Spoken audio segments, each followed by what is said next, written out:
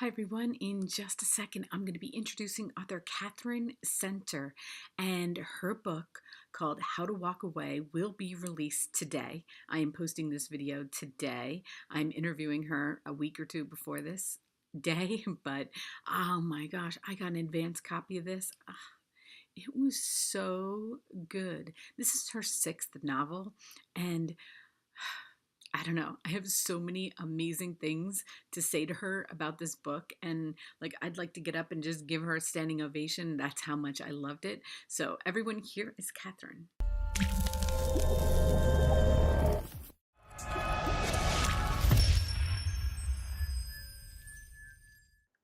Hi everyone, I am so excited because I am talking with author Katherine Center, and we're going to be talking about her brand new book, which I have on my Kindle, so you can't really see it, but you'll be seeing the picture of it up here, and it's called How to Walk Away. And Katherine, I love this book so much. Oh my God. I just got done with it because I'm always reading. So I read in different patterns, but I could not put this book down. And I finished it last night and I didn't want it to end. It was so awesome. I fell in love with her. The main character's name is Margaret. And I don't know, I don't want to tell us too much. So I'm going to let you talk about it. Oh, yeah, I have trouble worrying about telling too much as well. I've actually kind of struggled with this a little bit because there are parts of the story that you're not supposed to know right until you get to when you're supposed to know those parts. Like, more so than other books that I've written, this book kind of relies on this sort of slow drip of information about kind of what's really going on. And I never know how much to tell people at the beginning, all of my books basically start with a person who has something really hard happen to them, because what I really love to write are stories about how people pick themselves back up after life has knocked them down. That's kind of my sweet spot. That's like my favorite kind of story. And so this girl in the story, she gets knocked down like chapter one, kind of literally. Right. And then the whole rest of the story is about, it like blows her life apart, and it's about how she puts the pieces back together in a new way. So that's not very specific, but I never know how much to say because I don't want to do too many spoilers is the problem. I know, and that's what I was thinking, because it's like, I want to talk about it, and then I'm like, okay, so how far do we go to talking about it? Except for she has this great life going. She's got this awesome boyfriend, Chip, and so it's like, that's how it starts off. She's like got this perfect life going, and then things start happening and out of her control. And but I love this story. I loved her. I feel like I learned so much from her, and I feel like I was right there with her during every part of her getting her life back together. And even when she didn't want to, I was like, yeah, you go. You don't have to. You don't have to. You don't have to today. Yeah. Because it's not like it's all wrapped up in this, like, she figures it out, okay? Like, it takes her a while. It takes her a long time, but that is how we are. Like, I feel like when none of us figure it out, we don't wake up one day and are like, okay, I know what to do now. Like, I know what I'm going to do. And, and first of all, my mom's name, she's no longer with me. She passed away a couple years ago, is Linda. So I just kept cracking up, like, all of Linda's lines, because I think that my mom was a lot like her, and so I chuckled a lot. But it's an endearing story too. It's about, sisters, and I don't have a sister, but I have daughters who are sisters, and I loved their relationship. It was so cool. I don't know. I just, I don't know what to say except for it was so, so good. And I love the title, and I love the cover so much. I love the title and I love the cover, and I do not always love my titles or covers, actually. I always think I'm going to love the title, and then later sometimes I don't always love the title, even though I pick them. Yeah. But I don't always love my covers either, but this cover, here it is. Oh, you have it. Oh, good. Oh, yay. Oh, good. I'm so happy you have it. it's just so red, and it's so bright, and I love the flowers. And Ah, actually, our front door on our house is red.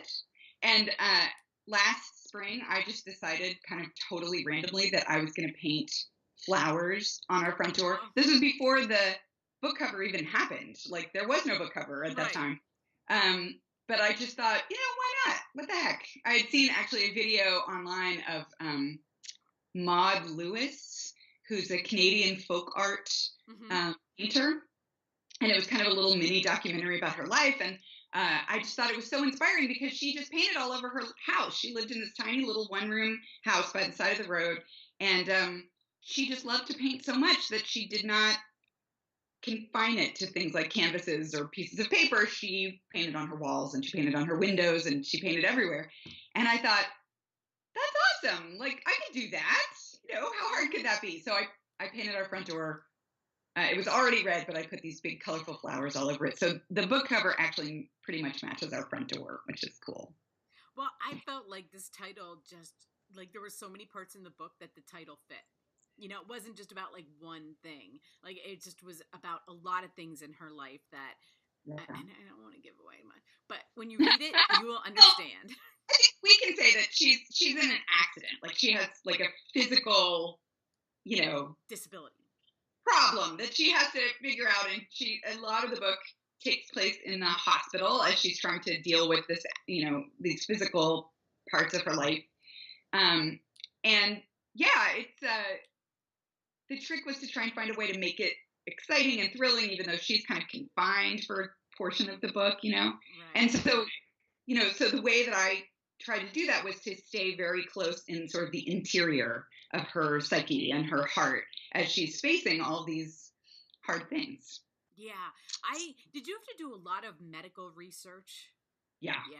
I mean, Yeah. I don't like medical, like that's not something that I like actively want to read, but the way you did it was really well. Like it wasn't gross and it wasn't too much. Where you're like, "Ooh, do I need to know that?" And then some of the parts are funny. Like you made it funny and, so I love that cuz I was like thinking, "Oh no, is this going to be like, too much information?" And then I was like, no, you did it really, really well. So I felt like you had to do a lot of research in order to do it that well. I did.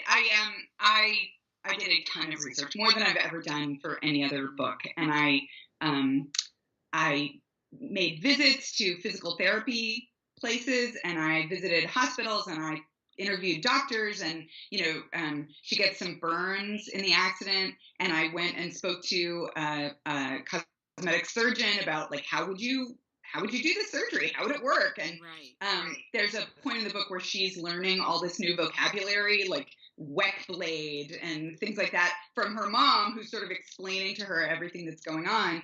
And all that new vocabulary was new to me too, because I was just taking notes and trying to learn how it all works, because that's not Part a of world that I'm very familiar with. So yeah, right. it took a lot of research, and I was very anxious about getting it right. Yeah. I didn't want it to I didn't want any of the physical details about what she underwent to undermine the story. I didn't want anything to be wrong and then pull people out of the story or throw them off. Right. I wanted to make it as accurate as possible so people could, just be in that world and be in that moment and have it all feel like it was truly happening. Right. And like I So, said, I love the parts when she kind of lets herself off the hook. I don't know. I just feel like, isn't that what we do? It's like we set up all these expectations and we're like, I'm going to tackle this. This is going to be a project. And then one day you're just like, oh my God, I'm so bored of this project. I just have to like stop trying so hard, and then like I said, like the relationship that she develops with her sister, I love that. And I was like, when I saw your name was Catherine and her sister's name is Kit, I was like, were you ever called Kit? Is that like a nickname of yours? no, I would have loved to have been called Kit, but no, nobody ever really gives me nicknames. I'm always just Catherine. Because I knew a Kit Except that was husband. Catherine. So Huh? I knew a Kit who was a Catherine. So I was like, Yeah. oh, maybe she did that as like her nickname or something. No, but I do have sisters. I have two of them. Okay. And and I'm the middle child of, these three girls. We have no brothers. And so I love to write sisters because I feel like I'm good at sisters. Like I know how sisters function, like on a Yes. very deep cellular level. And one of the great things about sisters is they can say anything to each other. They can be really honest in a way that you kind of sometimes can't be with friends, because friends have the option of Right. staying friends with you know? Right. Whereas like with your sisters, you're just stuck. Like you're with them, they're with you. You will always be sisters. Nothing will ever change about that. And so there's a kind of comfort to that, because you know that whatever it is, you just have to figure it out. You just have to Right. work it out. Right. And yeah, it was I liked Kit so much as a character that I really, when I was writing it, wanted her to just come in, and I wanted them to start having fun right away and just start bantering and joking around.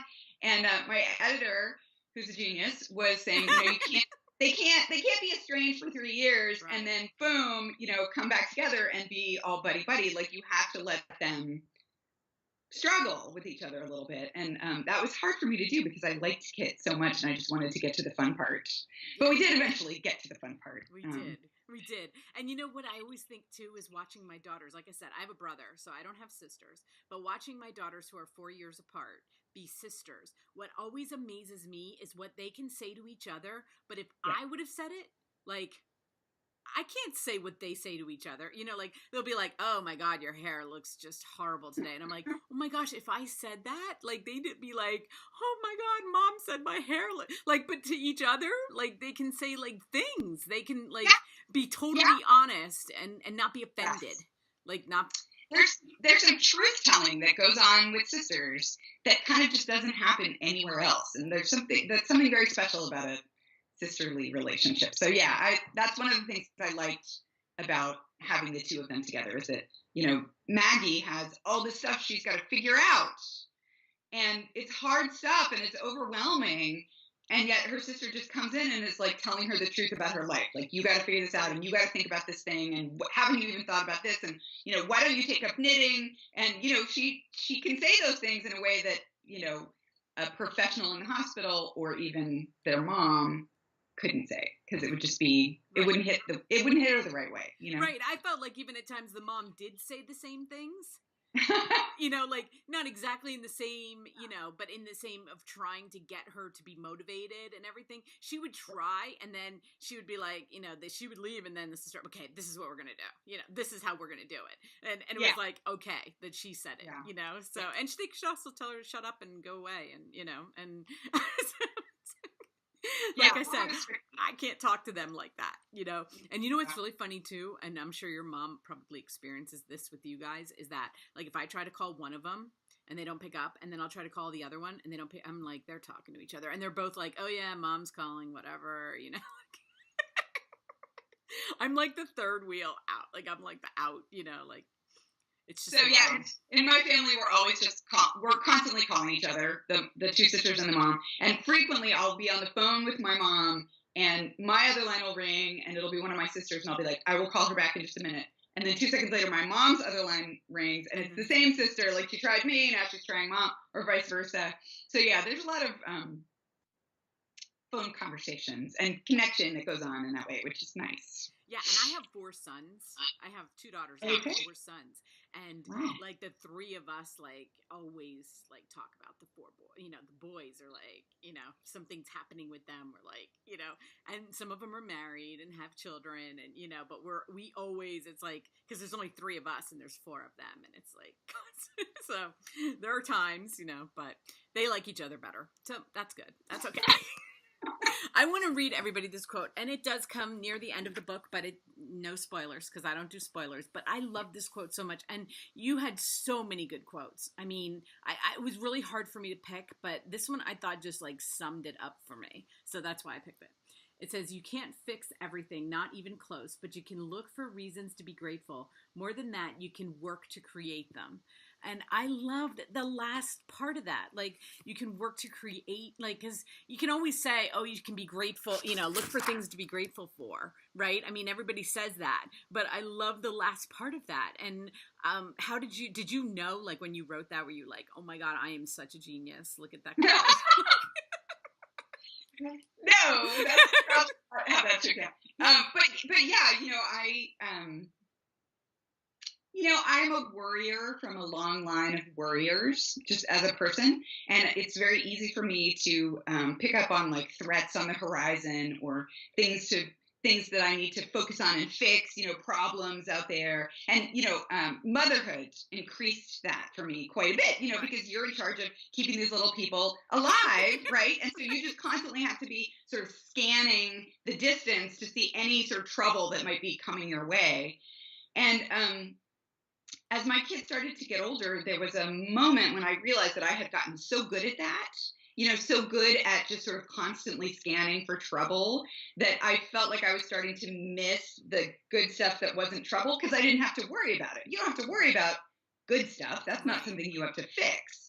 And so I kind of somewhere in there made a conscious decision that I was going to start keeping a gratitude journal and trying to constantly be thinking, noticing the good stuff, not just letting it slip through, the sieve of life. And somewhere in there, it became clear to me too that you can ramp that up. You don't just have to wait for good things to come along and notice them, though certainly I think that that's actually a really good habit to get into.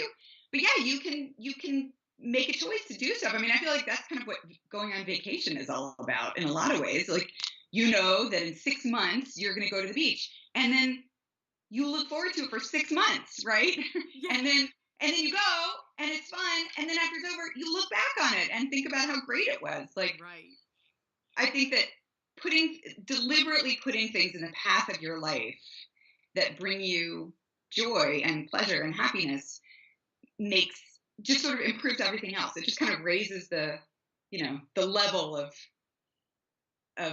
I don't want to say discourse, but the I don't know, like your happiness level, like your set point for happiness. So that's kind of my theory. I'm not 100% sure that it's right. No, but I love it because, like, I did too. I keep a gratitude journal. Sometimes I write it down, sometimes I don't write it down. I have gone back and forth. But to think about, like, oh, well, I could do something that to actually add, it's one thing to notice it, but there's another thing to think ahead. Like, like I could do this one thing for one of my children or grandchildren, or I could do this, there's still time left in the day. Like, I could do something proactive to make it better. And I love that part because it's like the gratitude journal thing's been around a while, and the noticing thing is great. And especially in her life, that's why I loved it, because it's at the end and she's looking back on her life, and I love how not everything works out like she wants it to, but better.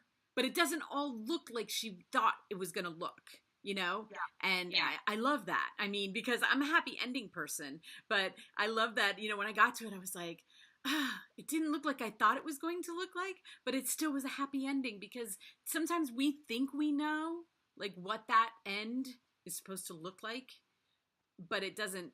Just because it doesn't look like that doesn't mean it's not a happy ending.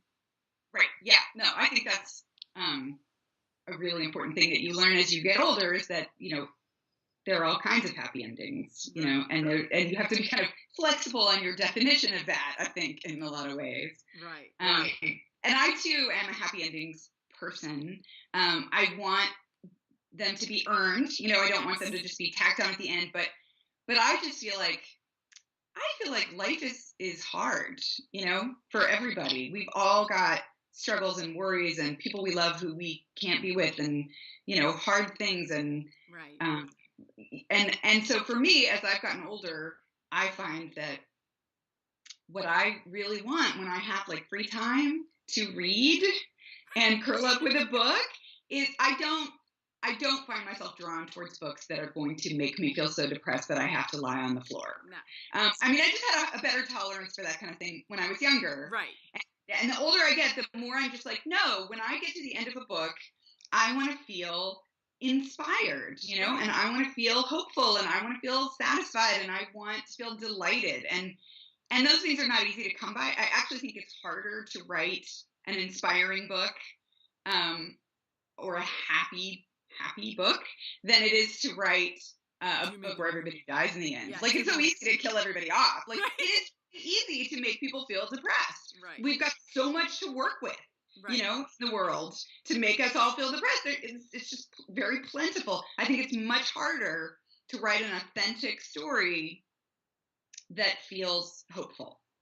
Yeah. And but that's what I always am looking for as a reader. Like, that's what I want. I want to get in the bubble bath and read something that's going to make me laugh and make me feel hopeful about our potential as a species. So I think that's what I'm trying to do every time I sit down to write a story. And for me, a certain part of that is the struggle. I feel like characters need to struggle with something because Yes. I think the struggle is really inspiring. There's something about the way that we don't give up, you know. Like, I felt this when I read Harry Potter to my kids. Like, I read the whole series of it out Right. loud to my kids. And by the time we got to the last book, as we were watching Harry sort of stand up in the face of these overwhelming odds, and the way that he was, I'm actually getting shivers as I even talk about the fact that he was willing to sacrifice himself for the good of everybody else. Like, we got to the end of that story and I closed the book and I wanted to be a better person. I felt so inspired. And I just thought, that's what I want books to do to me. I need more of that in my life. Like, that's what I'm looking for as a reader. And I really think actually that the only thing you can do as a writer is write the kind of book that you would like to read. If you had, a free afternoon and you could curl up with any story, what would the story be? Right. And so I find myself writing these stories that are meant to be hopeful and funny and make you laugh and be full of joy. Because I think we have a kind of a literary prejudice that the only stories that really matter are stories about death and destruction.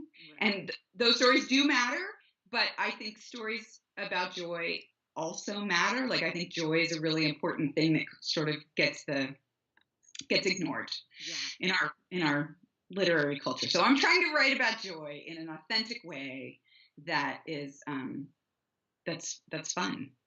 Yeah, and I felt like that with this book. I felt like I'm a better person. That her struggles, even though so different, like I said, we can get caught up in every day, whatever we're going through. And, the way she does it, the way she tackles it, the way she backs down, the way she gets back up, the way I was like, at the end, I was like, right. It was just like, I don't know, it made me very, very happy. So, and I thought the cover like embodies that too. It's like, because by looking at the cover, you're not going to be reading a depressing book. Okay. Right, It's bright right, colors, it's flowers, it's, right, you can sense that it's not going to be something you're going to be crying at the end and just be so depressed. I mean, right. Which is really, I think, actually is really helpful because yes. when you hear what the story is about, or if you like go on Goodreads where there are like a ton of spoilers right now, um, you would think, oh, this could go very dark, and I really struggled when I was writing it about how to have the darkness, but to make sure that the darkness didn't snuff out the light. Right. And it was a conversation that I had with my editor as I was trying to figure out, how much time to spend with the heartache and the grieving in the story and how much time to spend with the banter and the fun stuff. And I said, I don't want the darkness to suffocate the light in the story. And she said, I don't think that's going to happen. If you do it right, the darkness will define the light. And for me, I was like, okay, I got it. I know what you're saying now. Like, Yeah. that's what we need to do. So that was a very wise thing for her to say. And it's going to, I think, define the rest of my writing life, because I think you do have to have that balance. You can't have all light and you can't have all shadows. Right. Or at least I can't, I like laughing too much for it to be all shadows. So it's that trick of finding that balance where the shadows are defining and creating that contrast and, helping the light be defined. Right. So Well, I feel so blessed to have been able to read it. I mean, we're putting this out. It's book release day for you, and I'm so excited. And I love being able to do that. And I haven't even gone on Amazon or Goodreads or anything. I didn't read anything. I usually don't. I don't read any spoilers, and I hate spoilers. But I just feel so blessed that I was able to talk to you before and that we can get this out. And, I hope you have a great book release day. Show everybody the cover one more time because it's so beautiful. You have to show it off. I see it on Instagram. I hope you see it. Go on Instagram and just look up your book because people are like making pictures and they're just like doing these Yeah. most creative They're, things. they're taking pictures of it with flowers, like they're putting flowers around it. It's beautiful. They're Don't doing you love beautiful them? things. I love those people. They put so much effort into making it like out there, and I'm so happy that I found you because of that. So I had book review people to like read this book, and then I did, and I was like, oh, I'm so happy. So anyway, thank you so much, Catherine. And Thank you for having me. Best of luck and whatever. Are you got book tours or anything coming up, or Yeah, we're doing lots of things to support the book, and I'm going to be driving around and flying a few places, and it's fun. I like doing that kind of thing. I'm sort of a hybrid between an introvert and an extrovert. Right. Like I'm happy to be home in my fuzzy slippers, but I'm also really happy to go out and see meet people. everybody. Yeah. So it'll be fun. Meet all your fans. Great. Well, have so much fun, and thank you. Thank you so much for having me. It was great to meet you, and I'm glad you had a good read. Have a great day. Bye-bye. Okay, thank you. Bye. Yeah, bye.